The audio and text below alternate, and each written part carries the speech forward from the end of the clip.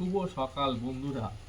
দেখুন, সকালবেলা পুরো এক গামলি পান্তা নিয়ে নিয়েছি, আর সঙ্গে মিষ্টি আছে, একটা সিদ্ধ ডিমও নিয়ে নিয়েছি। পান্তার সঙ্গে? পান্তার সঙ্গে সিদ্ধ ডিম। পাগলটা এরকম খাই উল্টো আমি একটা মস্ত বড় ছাগল। পান্তার সাথে সিদ্ধ ডিম আমি জীবনে দেখি কিরম খাওয়া। হুম।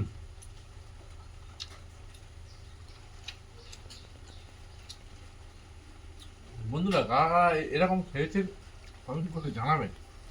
খুব সুন্দর টেস্ট।